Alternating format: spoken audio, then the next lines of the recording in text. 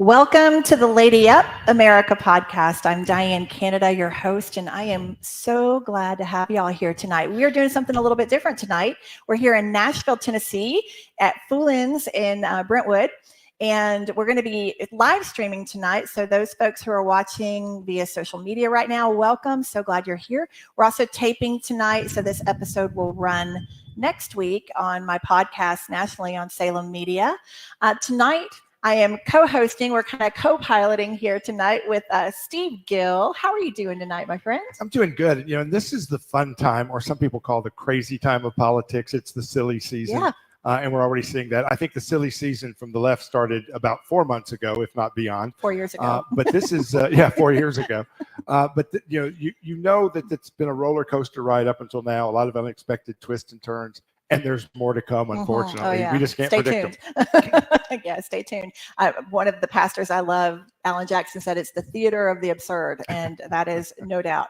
But we are going to have a great show for you tonight. We're going to be introducing you to three incredible people. I want to tell you, when you are called to run for public office, it is no joke, is it, Steve? I mean, whether it's at the federal level or the state level, it's a hard thing to do. And you can be successful in 99% of what you've ever done over your life. And the only thing that voters will hear is the 1%. And if they can't find something, they will make something up. Yes. Years ago, I ran for Congress, and they literally laid on the sidewalk outside of our building in downtown Nashville. It was like a 15-story building, but they ran an ad saying, "High up in his tower of glass and steel, Steve Gill looks down on the little people below." My goodness. I had, people, were saying, asking me questions about it because they were saying he makes $400 an hour and tells people they can get by on minimum wage, which caused a lot of problems. Oops, uh-oh. As my ears pop off here. It caused a lot of problems for me because my law partners were saying, "Are we really paying that idiot $400 an hour?" And my wife was going, "Where's the money?" So they'll run stuff against you that will expose stuff you didn't even know about. It's true. Well, you got to have thick skin to be in politics. I've learned that certainly the hard way. I'm still a little bit of a newbie. Now, you've been at this for a little longer than me. Steve Gill, for a lot of you who may not know, he's been a conservative voice for years, and you've served not only here locally on radio and all of that, but you've also been appointed. You've been in the White House. You've been up there with Bush. I mean, tell us a little bit about some of your escapades, the ones that are PG. Shenanigans might be the right word. Yeah. I was a White House fellow and was selected to spend a year in the White House. And I spent 6 months for the last part of President Bush and the first 6 months of the Clinton White House as Director of Intergovernmental Affairs for the U.S. Trade Representative. And I tell people I'm not sure who's more ashamed of my service in the Clinton White House, them or me. It was a different crowd that came in. And I was there on a one-year appointment, so I did get to go through a transition, which was unique. And then I came back here to Tennessee and ran for Congress. And what was then kind of the Williamson, Wilson, Rutherford, Sumner over to Clay County area. We ended up getting beat by about 800 votes out of 180,000, despite getting outspent by $1 million in 1992 dollars. So just to put it in perspective, the money now is even beyond that. But it was fortunate. Sometimes, Dana, God puts you where he wants you to be, not where you think he wants you to be. So I lost that race narrowly. I ended up, I had two young sons at the time. Still, they're a little bit older now. But instead of going to Washington on Monday and coming back on Fridays, I was with them. I was at soccer practices and lacrosse practices and with them, and fell into a radio career that allowed me to stop the state income tax with the help of people like Phil Valentine and Marsha Blackburn and others. God put me where he needed to be with more influence than I would have been had I been in Congress. And thank you for doing that, by the way. Thank you for doing that. Appreciate that. We Tennesseans appreciate that. Yes, I mean, you've been in public service in multiple ways now for a long time. You understand probably better than any of us who've run for office. You've run, but then you've also seen it, kind of the inside baseball, a lot of what goes on. It is a cesspool, as far as I can say. I mean, politics is a cesspool in a lot of ways, but in other ways, it's incredibly rewarding too. A lot of our guests and others tonight have been in the music business. Yes. Everybody wants to get that backstage pass to see what it's like behind the scenes, and wants to get that look behind the scenes, and it's fascinating. in politics, when you get that look behind the scenes, you tend to be disgusted. Yeah, you can't unsee it. Because you get to see the influence that lobbyists and others have, that and political consultants. I know at the the state level that we're talking about a lot tonight, you don't have the same impact of lobbyists and high-paid consultants. But when we're looking at the presidential election, you've got these consulting groups that are going to raise $100 million, which puts about 15 million into their pockets. When they buy TV ads, it puts another 15 million into their pockets. They then raise money and they put a percentage of what they raise in their pockets. So when you look at these big PACs, it's lucky if half of it actually goes to move people and motivate people. And because they get that 15% of ad placement, all these national consultants want to do is put things on TV because it's easy.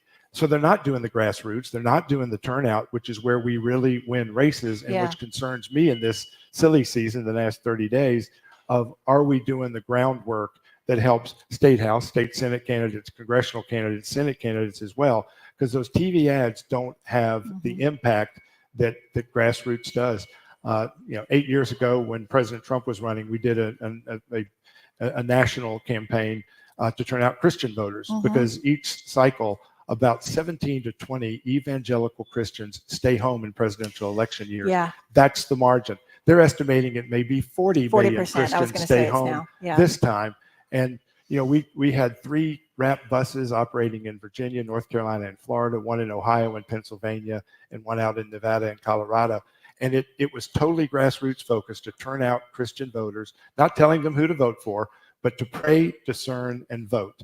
And if Christians will do that, they'll know that whether it's protecting unborn life, whether it's protecting religious liberty, whether it's protecting the appointment of conservative justices to the Supreme Court, you don't have to tell them how to vote. If they will listen, pray, and discern, and get out of the pews and get to the polls, then we will win elections at the Senate, presidential, House, and state and local level as well. And I don't want to be harsh, but if you're at a church where your pastor in the next 4 weeks is not urging you to go vote, you're in the wrong church. You need to get out of that pew and find another church. If they're not registering voters at your church, they're not doing what God wants us to do in terms of being the salt of the earth and doing what we need to do to move our society and our community in the right direction. And at a time that we've got the left pushing abortion on demand till the moment of birth and after, when we have the opportunity democratically to be imposing stiff restrictions on abortion, the vote is in our hands. And when we've got the woke crowd, we've got the transgender agenda, there is every reason for a Christian to go vote, and there's not a single excuse to not go vote. So I don't want to hear them whining. I don't want to hear them complaining. If things go the other way, if they stayed home and didn't vote, and take their neighbors and their friends to go as well. The left will regularly take candidates into churches and say, vote for this person. They're not supposed to do that, and we don't have to do that. We can talk about the issues and encourage people to go vote, and if they'll think and vote, we'll get the votes. Sitting home this election season is not an option. It's just not an option. We are going to be introducing you tonight to, like I mentioned, several candidates that are running for State House of Representatives here in Tennessee and also State Senate. Before I introduce them to you, and we're gonna also invite your questions tonight. So those of you who are watching online, we can see your comments coming up over here on the screen. So please type them in if you have anything you want to ask tonight. But I want to give a couple of shout outs tonight. We've got some very special people in there. Everyone here in the live audience tonight is very near and dear to us, very special. We were just talking about the music industry. I was in the music industry before this. Great training for politics, like the best training. And I apologize for the people who've come and that are watching expecting Vince Gill to be here. I apologize. It was not a bait and switch. It's just how it works out. We do have a couple of great singers in the room that could probably pull some. So we've got, y'all recently saw an episode I did with Miss Deborah Allen. Deborah Allen, she is just, what a powerful entertainer she is. But she is with us tonight. Her big hit, Baby I Lied, most of you would remember. But hi, Deborah. So glad to have you here tonight. And she also, I want to draw attention, she also has a great song out called Hey, Mr. President. And we're going to have that in the show notes here for you guys to go and take a listen to that. But she just has this beautiful, beautiful song about Trump. And I loved it. So we wanted to feature that. Also tonight, another great entertainer that we have is Kippy Brannon. She's here. Hi, Kippy. Great to see you too. And loved her. She had one of my favorite songs, Daddy's Little Girl. And I just remember that. So we just have some amazing people in the Nashville area. Also, I want to give a shout out to Jackie Monahan. She is she's the wind beneath my wings politically and as far as helping to get the word out about Lady Up America. So thank you for being here, Jackie, and some of my dear, dear friends that are here. But let's get into this conversation. I know they're waiting with bated breath to talk to our candidates. So what we're going to be doing tonight, we have 3 goals. One, I want you to meet these great candidates, get to know them, their hearts, why it is they're running. But we also want to motivate you to vote. That is another big purpose here tonight. I'm not going to be shy about it. Sitting on the couch on election day, not an option. This is the most consequential election of our lifetime. And we are at a crossroads in our country. It's either freedom or it is Marxism. And that's where we're at.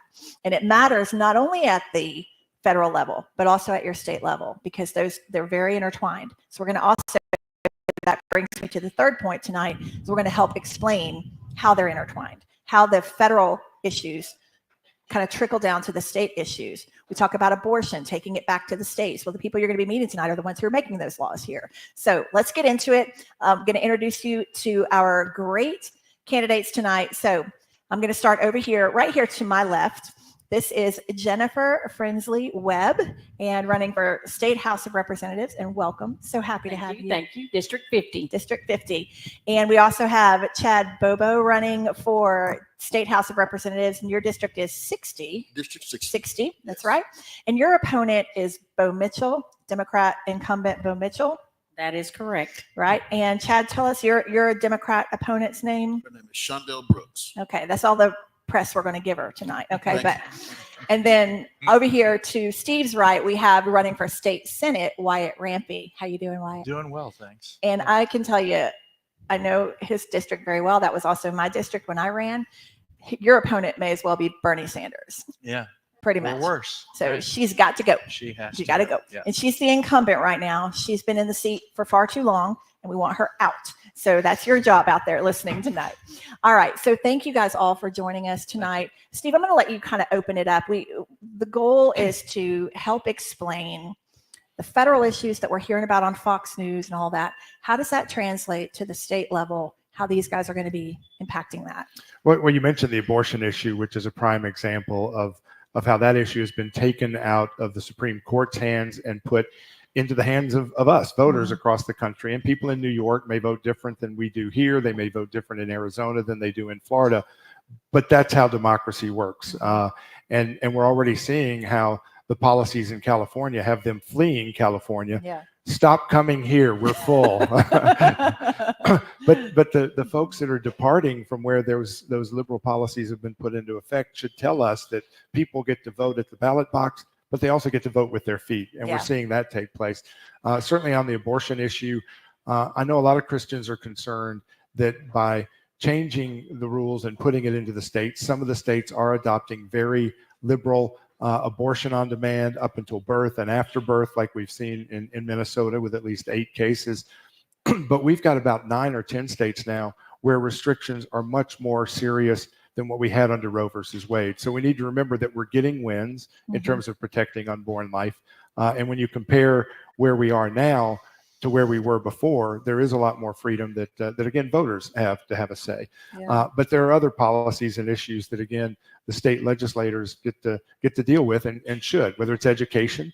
The President Trump, hopefully will be president again, has said he wants to get rid of the U.S. Department of Education and return those values and that money to our states. If that happens, y'all are going to have a handful of having to deal with block grants and how that money gets spent to advance actual progress in our classrooms versus what we're seeing at the federal level.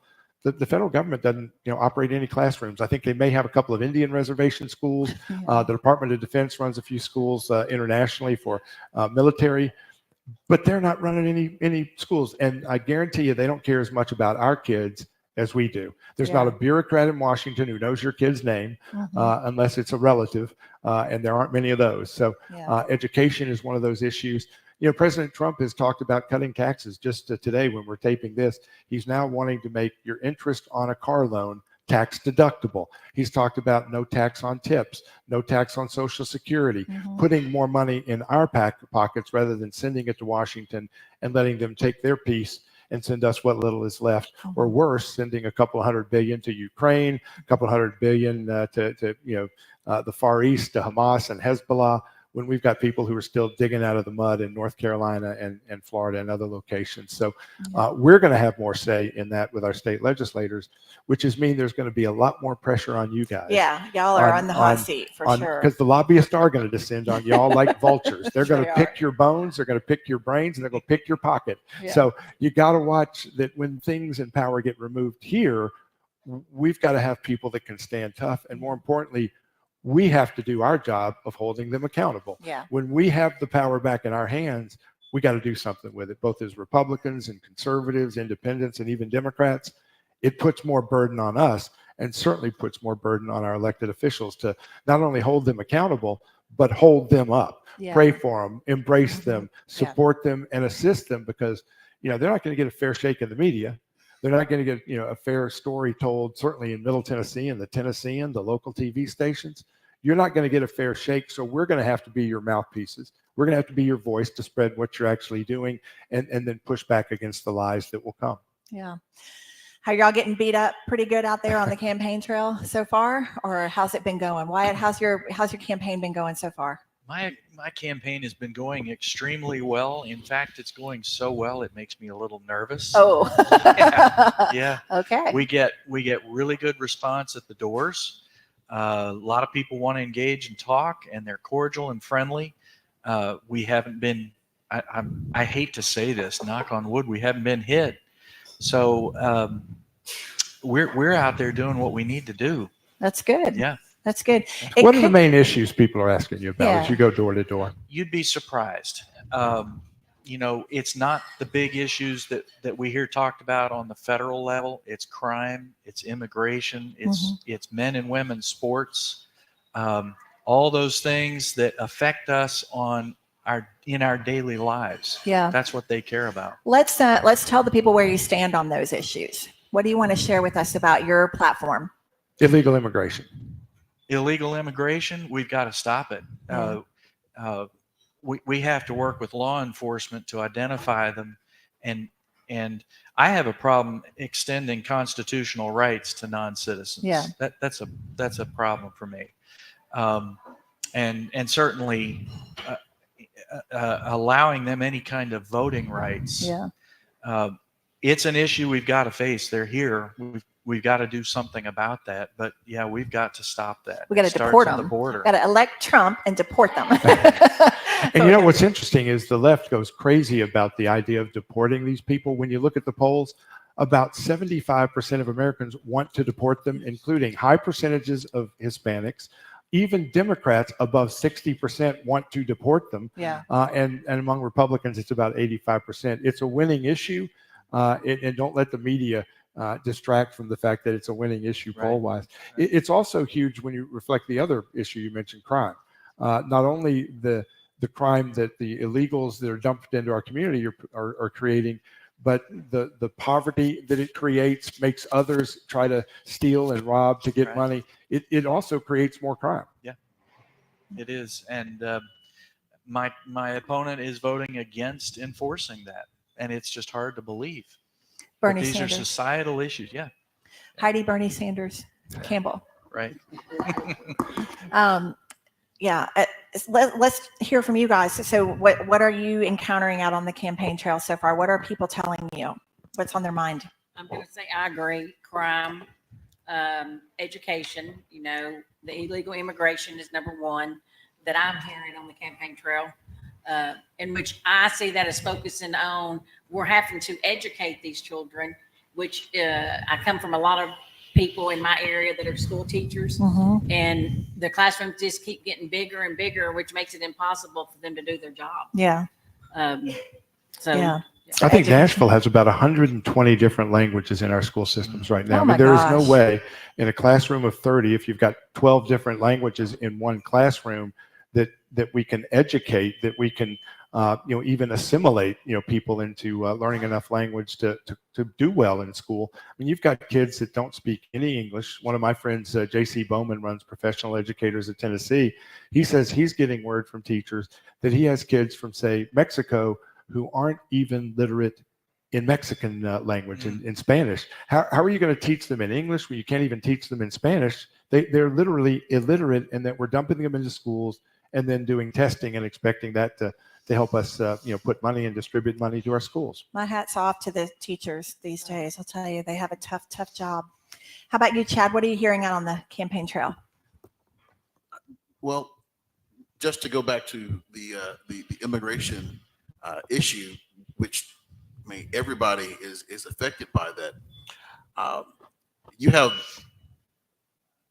illegal immigrants who are here, and they're not registered on anything, and they're also being assaulted by other illegals, and so those crimes are not getting reported as well. So everything about how our borders have been open has been a really bad thing for Davidson County.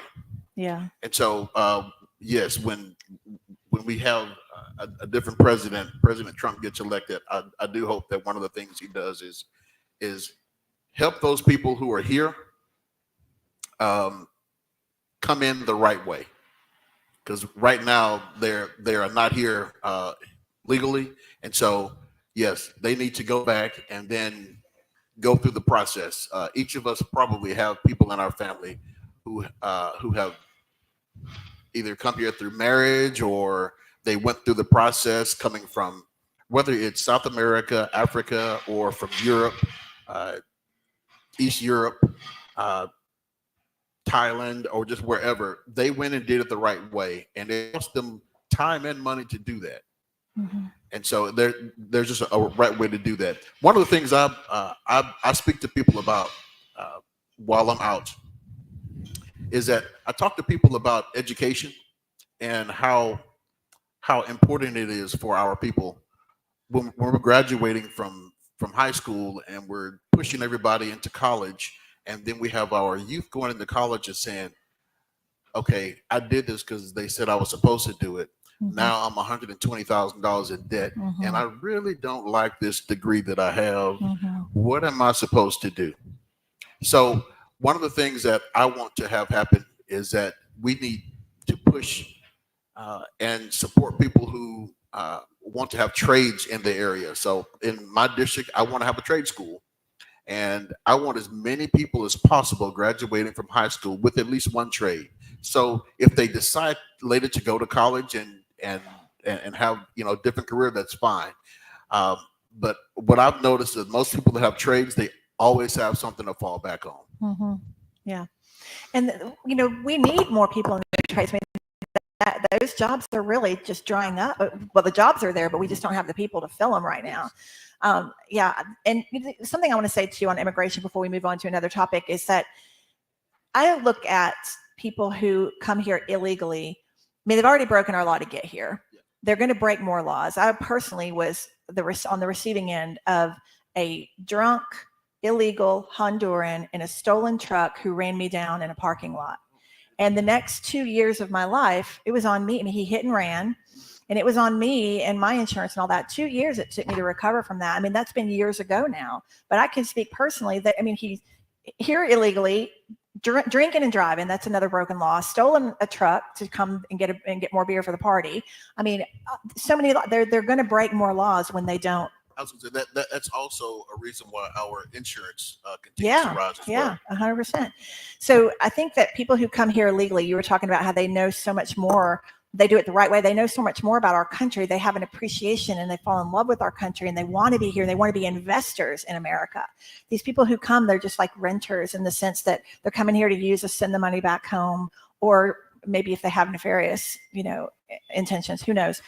I don't even want to think about the terrorist watch list and all that that's going on. I was talking with a liberal this morning who was trying to point out that Ellis Island, there were 5 million that immigrated through Ellis Island. It's like, yes, but we checked them for whatever diseases they might be bringing in. They signed in, they came through a process, and it was 5 million over 60 years. Over 60 not years. 18 million over about 5 years. And Steve, that number just keeps changing. We hear 10 million, then we hear 20 million, then we hear 50. Because it keeps going up. Yeah, it keeps going up. It's not going the right direction, that's for sure. All right, so let's get to know you candidates a little bit better. We want our audience to know you. We want them to be motivated to go vote for you. So let's help identify, for those who are watching locally, help identify where your district is, and then what compelled you to run. Oh, wow. Okay. My district, if you take Davidson County, it's within the limits, and I always call it a triangular donut. So you take the core. A triangular donut. A triangular donut. Okay. You take the core, the downtown core out, Okay. and most of East Nashville all the way to the border. And I've got everything else. So I'm north of the airport, all the way up north over to Jolton, down to Bellevue, farthest corner of Davidson County, and back over to Brentwood. Okay. So it's a C for conservative around the city. Yeah. Okay. And so you have the Opryland area and all of that too. A little bit into Hermitage. Yes. Okay. Goodlettsville, all of it. All right. So what in the world compelled you to put your name in the hat? Okay. I'll try not to make a long story out of this. We appreciate that. When it gets too long, signal me. I'm not going to go back to prehistoric times. I'm going to go way back. I grew up in Northern Virginia. I lived outside of Washington, D.C., and what got us there was my parents' desire to be close to our family. They were there because of military service. I had my grandfather was general in the Air Force. My uncle was retired lieutenant colonel in the Marine Corps. So they were at the Pentagon. So that, even after retirement, they stayed there. Well, that put me at 6 or 7 years old near the heart of the center of the world. And I loved Washington. And then I was this strange kid that liked to watch the evening news. You had 3 channels back then. That's where you got your news, and it came on at one time. And so we'd have dinner, and then we'd sit around and watch the news. And as a little kid, I'd follow along. And so, you had Watergate, 1973, all of those things. And I was very interested in that. And so I stayed involved in awareness of political events. And then I was a little dreamer. I was not meant to go to school, but I went to school and got by. But I got to my senior year and I had a government class, and I had that teacher that everybody ought to have, Mr. Jacobs, and he was not going to let me float. And he taught me, all of us, the love of the Constitution, the greatness of our country and what it took to get it, what it takes to keep it, and the value of freedom. And I knew that, I understood that to my core. And I knew military service wasn't for me. And so I just decided I was going to run one day, serve in some capacity. And so years went by. Banking and real estate was my career. And then in 1997, you can't see her, but I married the greatest woman in the world. And she's very supportive. And she said, Wyatt, if you don't do this, you're going to regret it one day. Yeah. And so I had the opportunity to run for the State House 2 years ago. I lost in the primary, but it got my blood. I love campaigning. I love meeting people, and the issues are very important. And so then we started in February for this race, and have not regretted it. I love that. I love that it's been in your blood since you were a kid. What kids watch the news? I know. Alex P. Keaton, remember that old show? And frankly, everybody that's met your wife knows that you did outkick your coverage. So hey, let me tell you a quick story. We were at Thanksgiving, all of us, 20 people around the table. And in front of everybody, my dad announces that. He's like, son, you married out of your league. Nothing wrong with that. That's right. Well, I love that. I love your heart. It really is. There are people who run for office because, yes, they have some kind of, agenda. But I can honestly say the people that I know that like sitting at this table, certainly, they have servants' hearts. You know, you have a servant's heart. And that's what we need. We just need more of you. We need more people like you in Congress and at all levels. I think that what terrifies me with your opponent is that she's got her sights set on Congress. And so we've got to stop her now.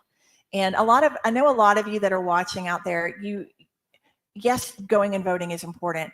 Sometimes they wonder what else can they do. You know, what we talk about at Lady Up America all the time is you've got to have those really uncomfortable conversations with your friend group. It starts at your kitchen table. It starts in your neighborhoods, with your neighbors at the mailbox, and with your coworkers around the Keurig machine.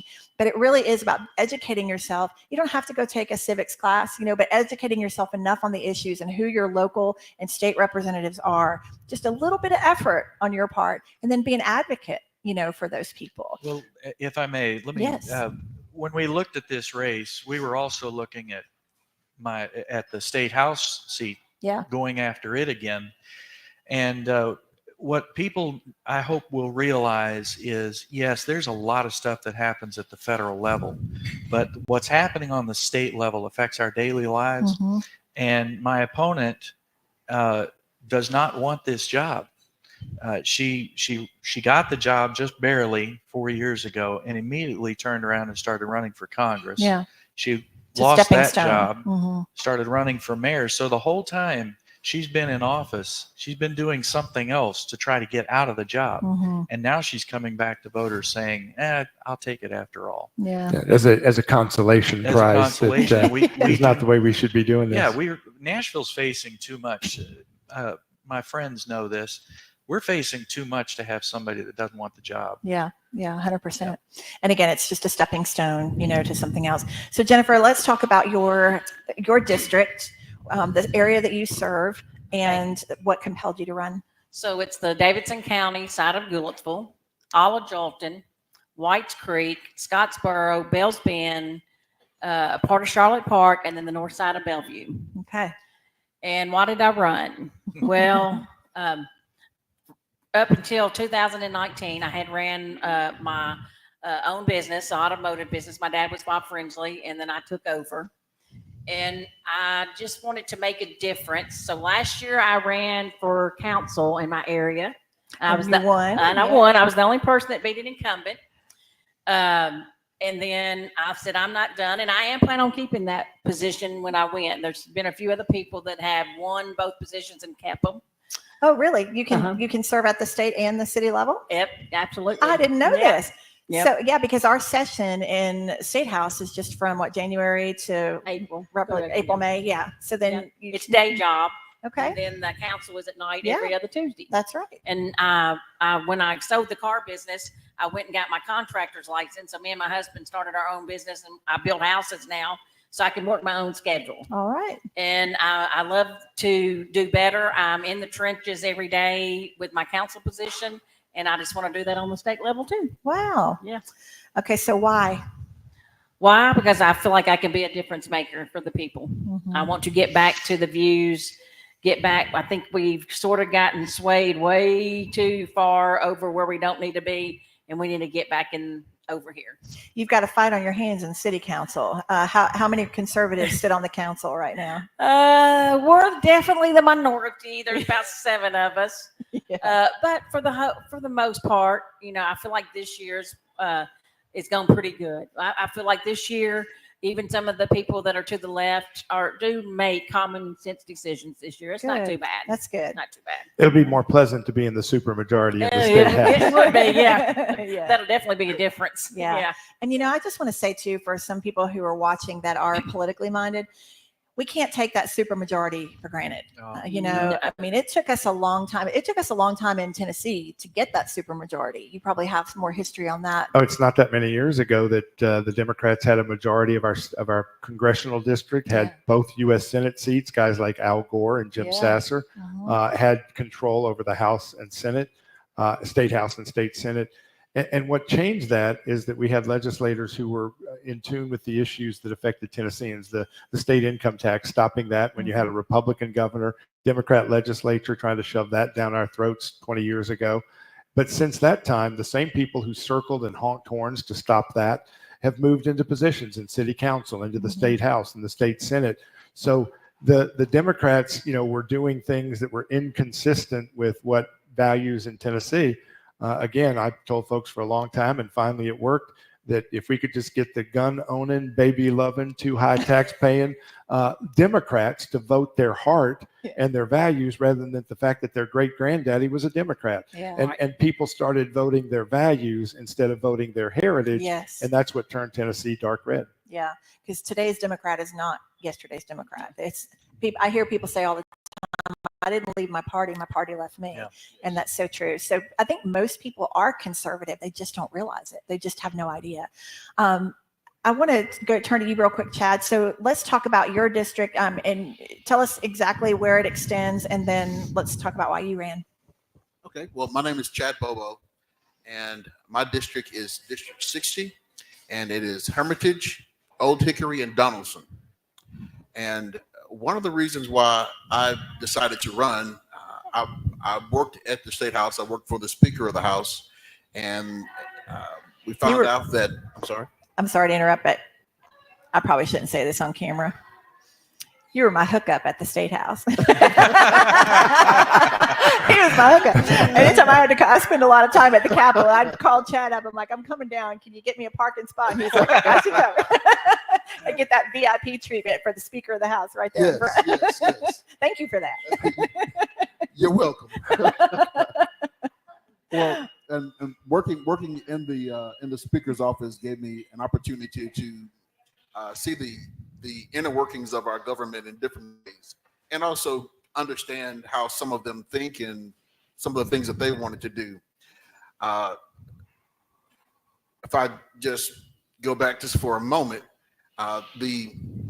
there was a position opening up because the current representative for District 60, Darren Jernigan, was leaving to go. He was retiring. He's been there for like 12 or 14 years.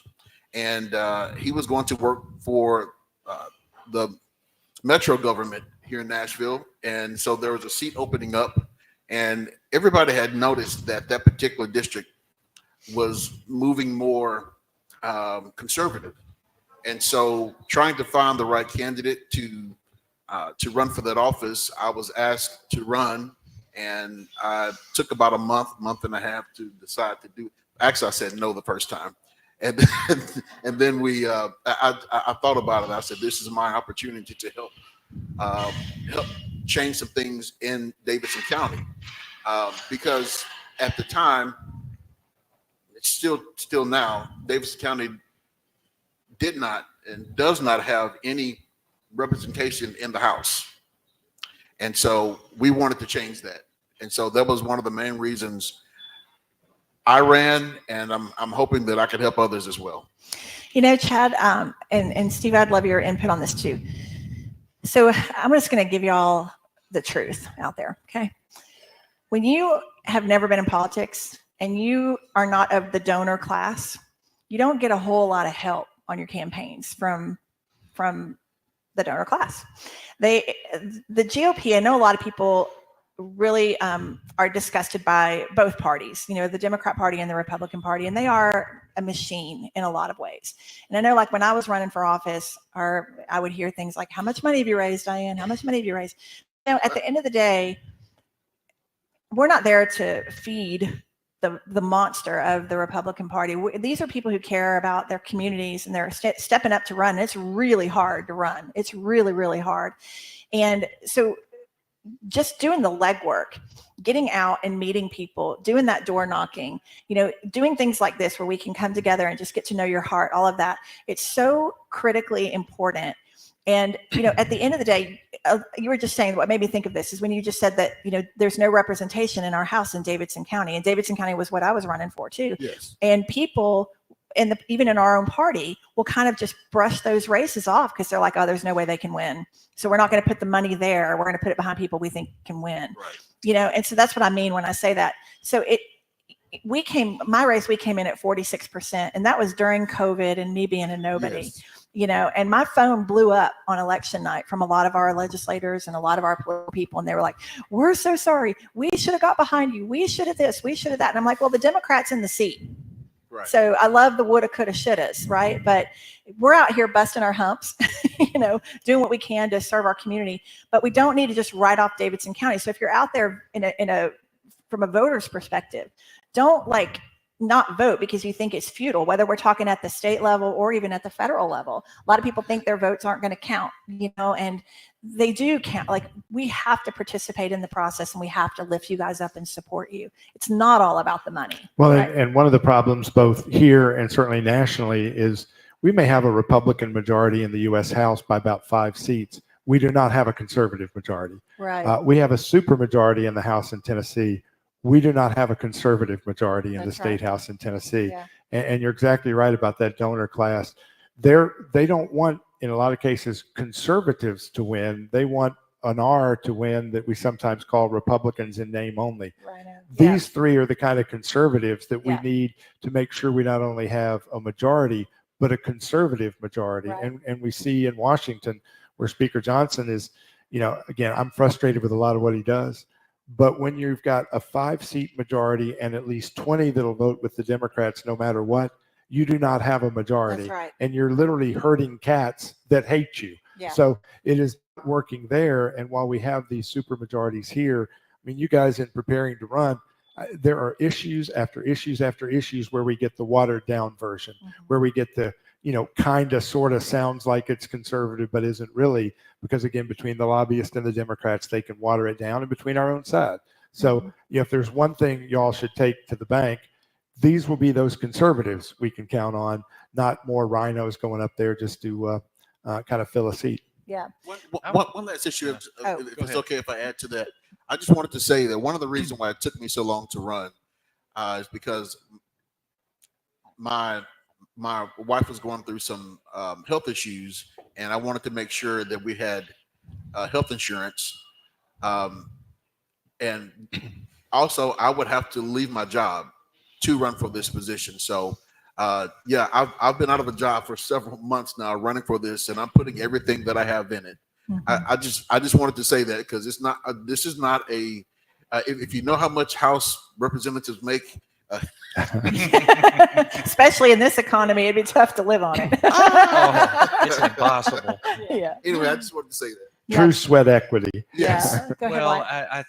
I hope we haven't gone too far past it, but we talked earlier about Tennessee we turned it a bright red state, but for some reason we've allowed little pockets of blue to exist.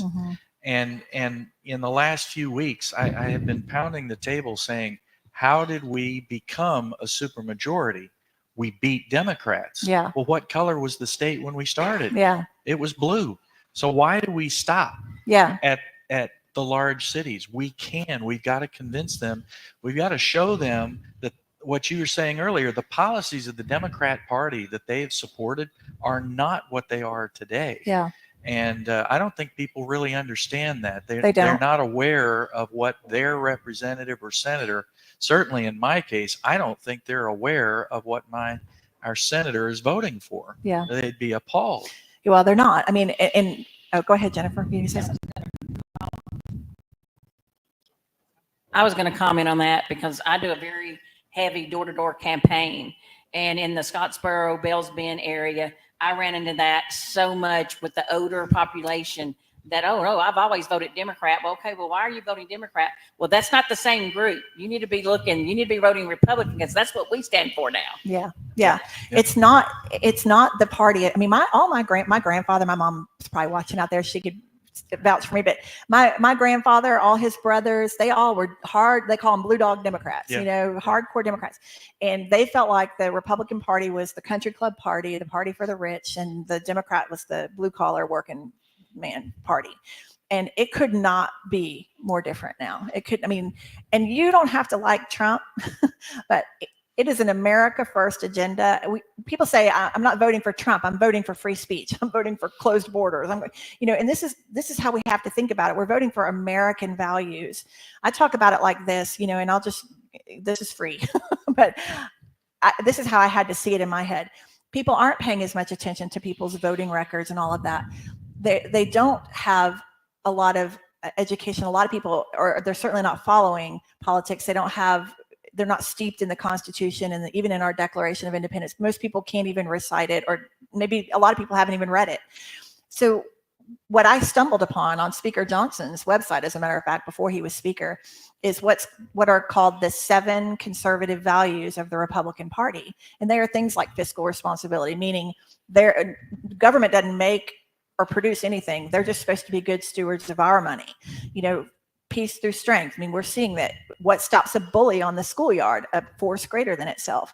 You know, and we have 7 of these. So we go down the list: free markets, and we have limited government, human dignity, and individual freedom. And I forget what's the last one. I don't know. Anyway, there's 7 of them. But we have to stop talking to people as if we're trying to return to something old-fashioned or something that's antiquated. And this is where we get tripped up a lot on our campaigns. The progressives will say, y'all are just trying to take us backward. You're trying to take us backward. We're trying to put women in the kitchen in aprons again and all that. No, what we're trying to do is we're trying to uphold our load-bearing walls, reinforce the load-bearing walls of our country. Because if one of those 7 comes down, the roof of the country crumbles. And so just reframing it by saying, hey, are you an HGTV fan? You watch that? What's your favorite show? You like Hometown Show? Well, what do they always check for before they demo a house? They check for the load-bearing walls. So that's all I'm out here trying to do. I'm trying to reinforce the load-bearing walls and take the hammer out of those that are trying to knock them down. Well, and when you ask people, do you think the federal government should fund this? They'll overwhelmingly say yes. But if you phrase it differently, do you think taxpayers should fund that? It's overwhelmingly no, right, in case after case. So we've got to use the right language to communicate what's actually being done. And Wyatt, you mentioned one of those issues that I think really does sing when it comes to, letting girls play sports against boys who are pretending to be girls and shower with them and go into the locker rooms with them. Overwhelming opposition to that. And yet we're still seeing, the push to allow males to compete against females, to allow males to go into the bathrooms and locker rooms, even in places like Tennessee, because, our, again, soft Republicans don't want to offend somebody by saying, well, that's not really a boy if he wears a dress. Well, if you haven't gone through the process, you're still a boy, and you still have the genetics to make you stronger. I played basketball at Tennessee a long, long time ago, but while I was in law school, I ran the men's practice team for Pat Summit. And I'll tell you, I was not man enough to have played for Pat. But there were all these rules in place for just the practice team that you're not supposed to jump. You're not supposed to do these things, because our job was to make them better, not to show off your basketball skills. But we weren't competing with them in games where you're bigger and stronger and faster, like girls are having to do in high school and college at this point. And yet Republicans balk at what is so common sense with the people, kind of like illegal immigration. 75, 80% say deport them. And yet we can't get the nerve to say the right things. Right. Yeah. The absence of common sense is what just befuddles me in so many areas. It's not so common anymore. on all the 7 principles you were just describing, and you think what people are trying to tear those down and calling good what's bad good. Yeah. Well, that brings me to kind of our final round table here question I want to pose. I used to think that in mixed company, certainly when I was in the music industry, it was like this. There are just certain things you don't talk about at the party. You don't talk about politics, and you don't talk about, there's just certain things that are off limits. And what I've come to see from being entrenched in this now is that politics and faith are not 2 different things. Our founding fathers said that the only way our republic would be sustainable is if people could be responsible enough to be self-governing. And they knew that the only way that was going to happen, the only way we're going to do what's right when nobody's looking, is if we know we're answering to somebody higher than us. We knew that we had a creator and we were endowed with certain rights by that creator. Government doesn't give us our rights. They are just there to protect them. And so faith and politics, we have to start blending these conversations again. Tonight's episode is sponsored by the God Bless the USA Bible. And I'm so honored I'm so honored to have this Bible out and available to people. It is commemorating Lee Greenwood's 40th anniversary of the song God Bless the USA. And as most of us know, that's Trump's theme song. And the Bible is so beautiful. It's leather bound. And when you open it up, it's the King James Version of the Bible in very legible print. And then in the back, there's the Constitution, the Bill of Rights, the Declaration of Independence, the Pledge of Allegiance, and then the handwritten chorus by Lee Greenwood and signed by him. The Bible's been endorsed by Trump. So I actually just had Lee on my podcast earlier today. We're going to run it next week, but we were talking about this, and that, faith and politics, we have to start blending those conversations more, because faith is what informs politics. Culture is always downstream of politics. So what starts in the home bleeds out onto the city streets. And we've seen this Marxist attack on our families. In order for Marxism to fully take root, God has to come out of society, because there can be no higher power than government. Then they've got to break up the nuclear family, get the dads out of the house, start breaking everybody. And that's happened. And the third and final thing is that the children need to be separated from their mothers. They become owned by the state. And we're starting to see that now happen. So we are in the final stages. When I say that this election is so consequential, we are at a crossroads of freedom and Marxism. It is not an overstatement. Like, it is so critically important. So who we vote for at the federal level and who we vote for at the state level, we absolutely have to be informed by our own faith when we make that decision at the polls. So you look at the Democrat Party right now, there ain't nothing lining up with the Bible out of that party. I mean, abortion. Did y'all see they even had an abortion clinic, like a mobile clinic outside of their DNC, outside of their convention this year? I mean, oh my gosh. Jackie and I were talking about this. It's like sacrifices to Moloch and Baal. I mean, right outside of their convention, they're just not even hiding it. It is so driven by evil. It is a battle between good and evil at this point. So we've got to get to the faith conversation. So my final question to all of you tonight is, where do you stand in your faith? And yes, I'm just going to put you on the spot and let these viewers know where you're at. Does your faith inform your politics? So I'll start with you, Chad, because I already know the answer here. Let the other ones sweat it a minute. Yes, my faith does inform my politics. I'm an old. Okay, well, my knees say that I'm old. I'll say it that way. Church of Christ boy from Mississippi. I grew up in the church, and it's just a part of me. It just is. But I'd also like to say that I don't wear my Christianity on my sleeve. I try to do it in my works. And this particular job that we're going to do, and I pray that all of us get elected. Yes. Is we're servants. Each of us have come from positions to where, whether it was our job or whether it was things that we did in our personal life, we were servants. The job that I came from, I did constituent services. I didn't ask when whoever called whether they voted for the speaker or they didn't. That was not my concern. They needed help with something, and we did everything we could to make sure that that business or that person or that grandmother or whoever was taken care of.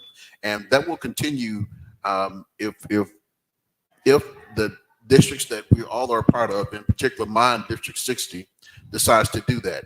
A couple of weeks ago, just to give you an example, I was at, if you know my district, it's there's an intersection that's pretty busy, and there was a car that stopped in front of about 2 cars up ahead of me, and traffic stopped, and people were starting to go around the car. I said to myself, "Oh, I hope this person is not physically ill."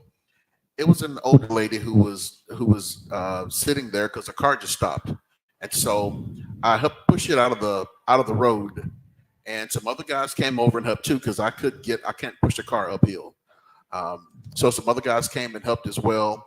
We got her over to the auto shop.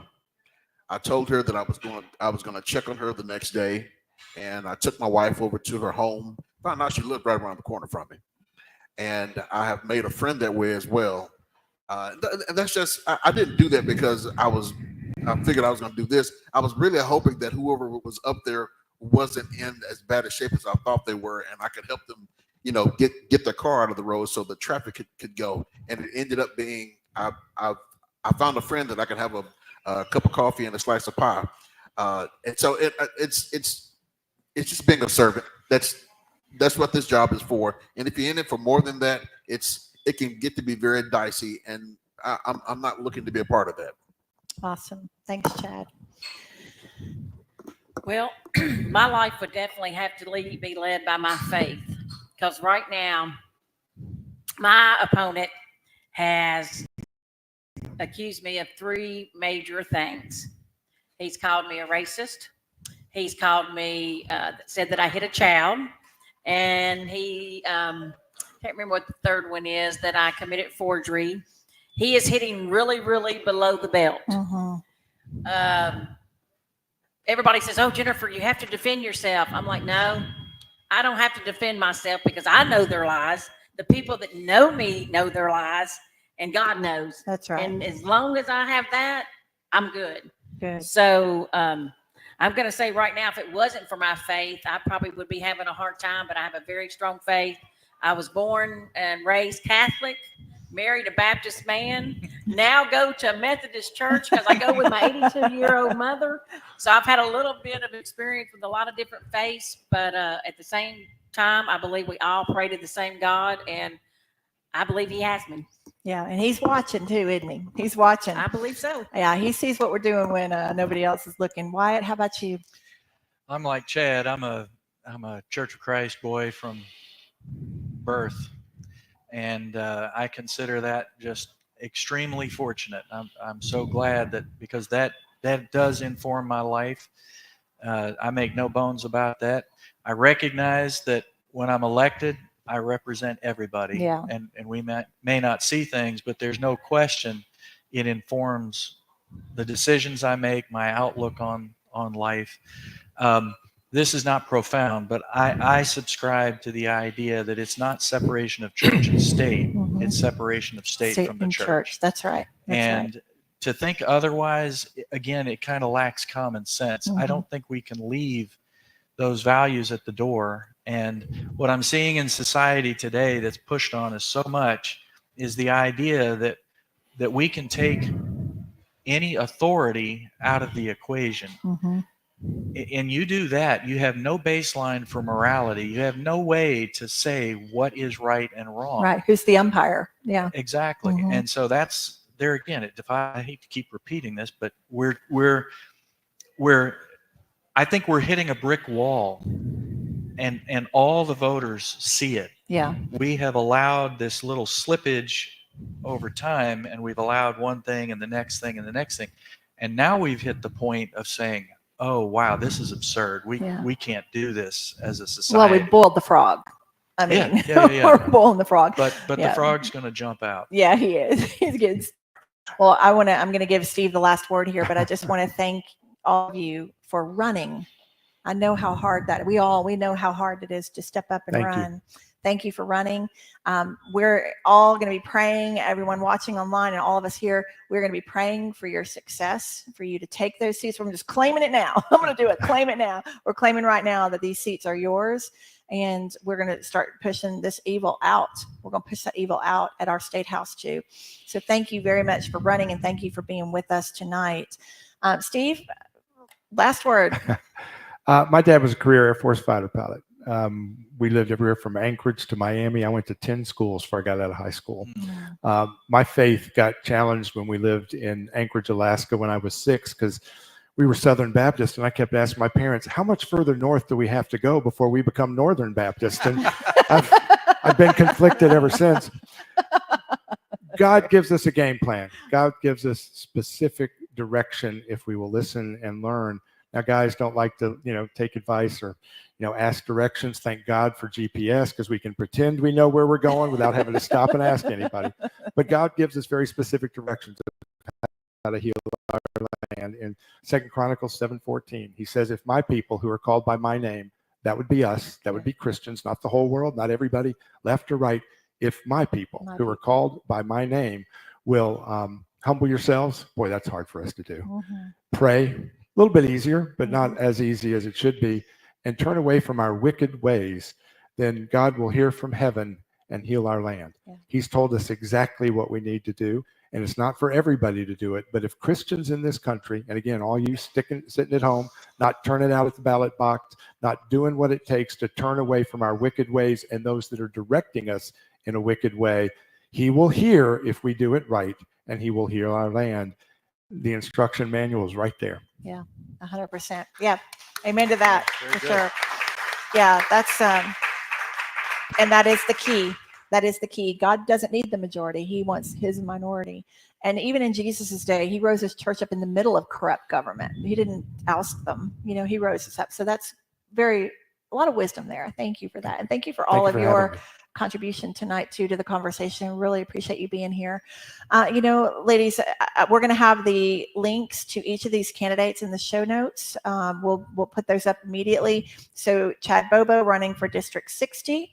We have Jennifer Frensley Webb running for District 50, right? And Wyatt Rampy running for State Senate District 20. And please help them spread the word, become advocates. Now you know them, right? We're all like family now. You know them. So you can go and tell your friends, hey, I met that Wyatt guy on Diane's show, and hey, he's a pretty nice guy, But be an ambassador, donate to their campaigns if you can. I know we're kind of in the home stretch. So right now it's really important. They could sure use your help on that. And please, from the bottom of my heart, go vote. Vote. Thanks for tuning in tonight. Thank you all so much for being here in our live audience. And we'll see you next time and Lady Up. All right. Thanks, guys.